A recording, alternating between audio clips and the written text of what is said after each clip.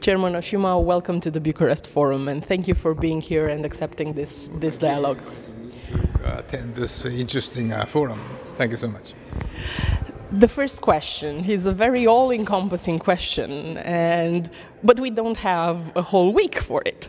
So what's your outlook on the current context of the world, of the European Union, of Europe in general, of Asia, and how do you see the future? That's a big question. How do I see the future? Well, taking a very global, big picture view, and since I come from East Asia, I'm very much interested in how this rise of China is affecting the global power balance and the influence. And to be honest, many of the topics, except for the one I was on, was basically Europe-centered.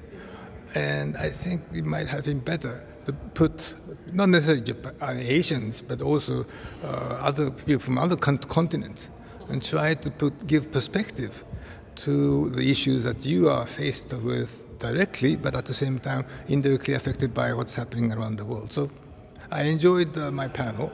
Maybe you could have more of such broad-based panels, if I may say so.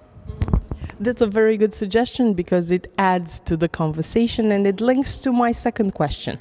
How do you see the role of such meetings, of such forums, of institutes like the Aspen Institute or like other research institutes or economic institutes in this context? Well, I have been invited to similar forums in different countries. And to be honest, I think this one was very good in the sense that the moderators insisted on interactivity. So the, what should I say, the panelists were limited to a very short time to give their ideas. Sometimes people went on forever, but that's another story. But the moderators are trying to keep it very short, to the point, and try to be engaging among the panelists, as well as leaving room for the audience and giving, also people to express their views or questions. And I think this was a very good opportunity because the importance of these panels is to have people sort of increase their level of understanding, appreciation by widening their perspectives. Unless you have an engagement, you just listen to somebody talking, and it doesn't make sense. It's not a panel kind of work. You can read documents, you can hear somebody just talk, but through the engagement, even the audience has some sort of ownership, particularly through their questions.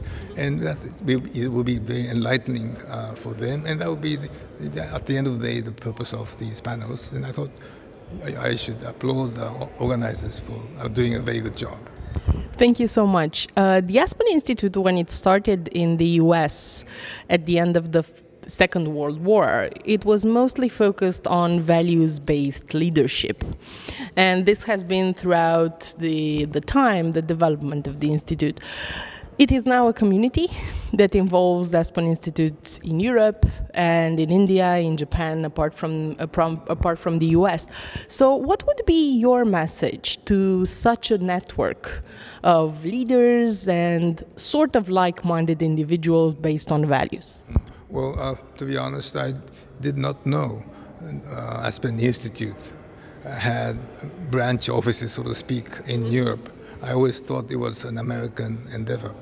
But having had this opportunity, I think it's a very good system to have these offices based on the same, like-minded values to more or less try to spread the word, so to speak. So I think it's a very interesting system. I hope you continue doing your good work. Thank you so much.